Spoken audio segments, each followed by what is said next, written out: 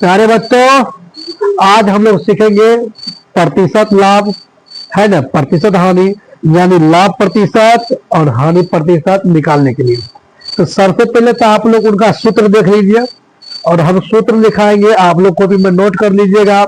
उनके बाद हम एक एक सवाल आपको बताएंगे जो एग्जाम में पूछा गया है। रेलवे एग्जाम हो चाहे क्या, रेलवे का एनटीपीसी एग्जाम हो चाहे का हो, उसमें लाभ प्रतिशत क्वेश्चन जरूर आता है।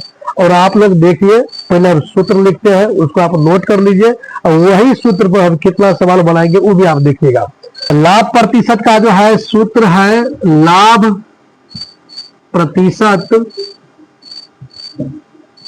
बराबर होता है लाभ गुना 100 बटे क्रय मूल्य। हानि प्रतिशत होता है, हानि प्रतिशत है ना, बराबर होता है हानि गुना 100 बटे क्रय मूल्य। क्रय मूल्य है ना, क्रय मूल्य। ये दो सूत्र है आपके लिए और आप इनको अभी नोट कर लीजिए। उनके बाद हम एक एक सवाल बोर्ड पे लिखेंगे और आप लोग भी देखिएगा और हर सवाल का जवाब हम देने का प्रयास करेंगे। सूत्र यही रहेगा, ट्रिक यही रहेगा, बस अप्लाई करना है। किस प्रकार से अप्लाई करना है उनके बारे में हम लोग जानेंगे। इनको तो आप बैठा लीजिए, अपना नोट कर लीजिए अच्छा से।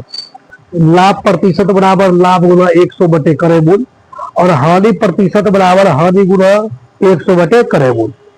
तो उसी टाइप का, उसी सूत्र का लागू होगा इस सवाल में। और आप देख सकते हैं कि सवाल क्या कर रहा है हम लोग को कि रोहित 2320 रुपया में एक पुराना बल्ला खरीदता है और उसकी मरम्मत में 180 रुपया खर्च कर देता है। यदि वह इसे 2400 रुपया में बेचता है तो हानि प्रतिशत ज्ञात कीजिए।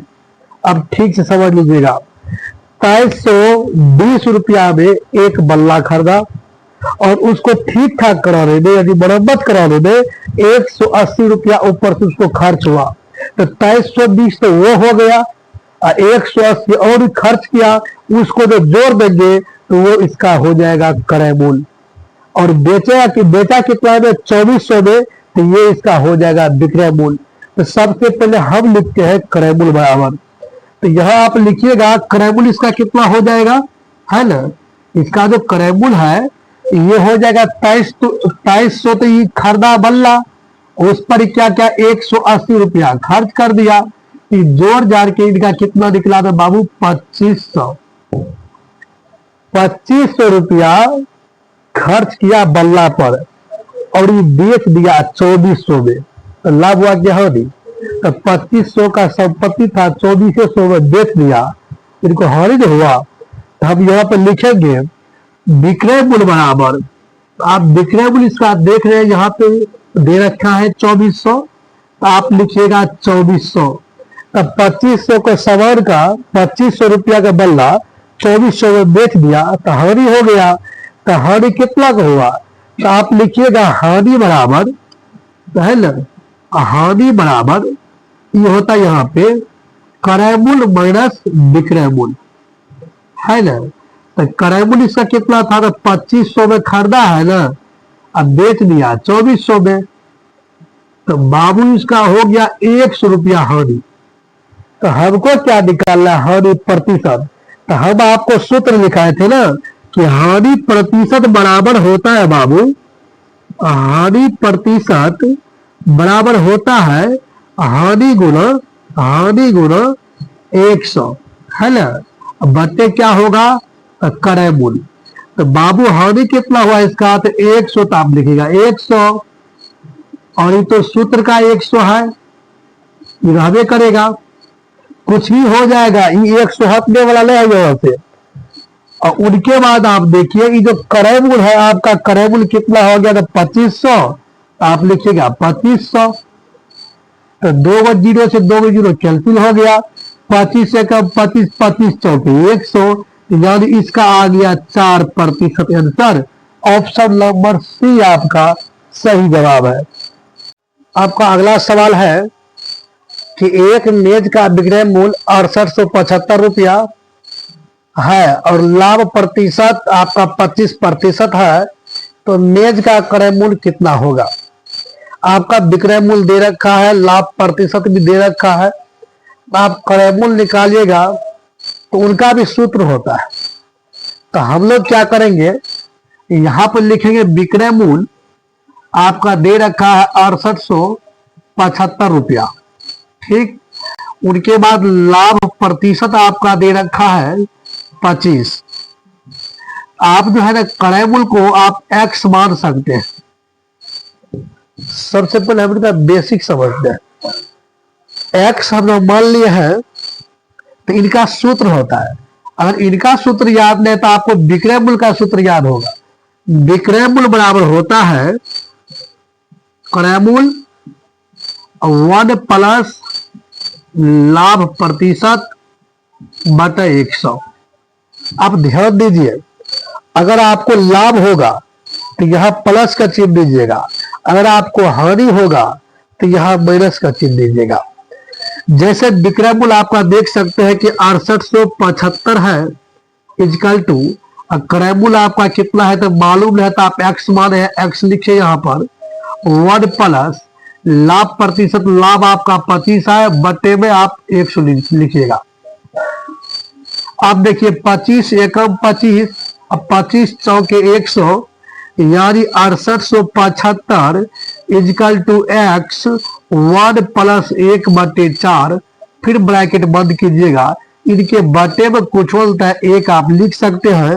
उनके बाद 6875 बाबू लिखिएगा आप, एक्स को एक्स रखिए, इनका एलसीएम आपका 4 हो गया और यहाँ पे 4 प्लस 1 कीजिएगा। यहां तक आपको कोई दिक्कत, अब बेसिक से समझ रहे हैं ना, इस सिस्टम है पहले आप इनको समझिए, उनके बाद ही आप ट्रिक समझ पाइएगा। उनके बाद है आपका 68 और 75 इजकल टू एक्स गुना 4 और 1 5 होगा, 5 बटे आप 4 कीजिएगा। यहां तक में आपको कोई दिक्कत नहीं हुआ होगा, उम्मीद है। आप यहां देखिए, आप हम यहां पर भी लिख सकते हैं, ये जो आपका 6800 है, 6875 इजकल टू एक्स गुना 5 बटे 4।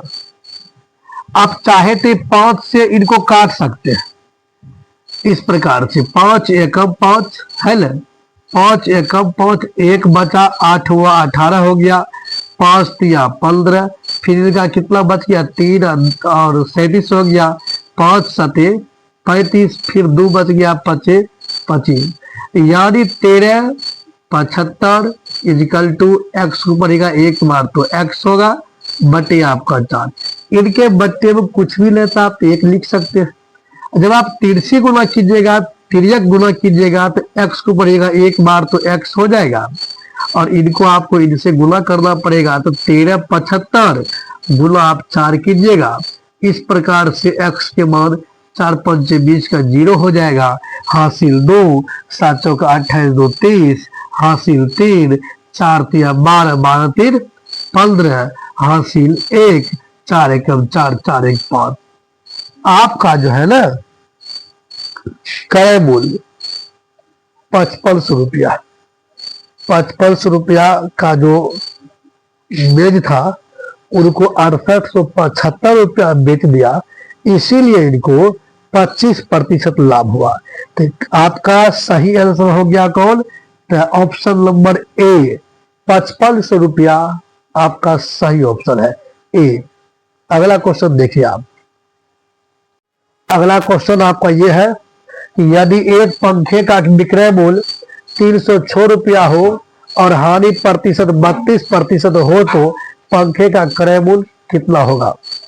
तो ये जो आपका विक्रय मूल्य है, तो पहले आप इनको लिखिए कि विक्रय मूल्य बराबर 306 रुपया और आपका हानि प्रतिशत है 32 है ना, हानि है आपका 32%। तो आप निकालिएगा क्या, तो क्रय मूल्य, तो क्रय मूल्य इक्वल टू आप एक्स मान लीजिए। इनसे पहले हम एक सूत्र लिखे थे, सूत्र में बताए थे कि अगर हानि होगा तो आप माइनस कीजिएगा और लाभ होगा तो आप प्लस कीजिएगा। तो आप यहाँ पर लिख सकते हैं विक्रय मूल्य इजकल टू क्रय मूल्य 1 माइनस हानि प्रतिशत बटा 100। विक्रय मूल्य आपका 306 रुपया है, क्रय मूल्य आप एक्स मान रखे हैं तो 1, हानि आपका 32 है तो 32 आप लिखिए बटे आप 100 कीजिएगा।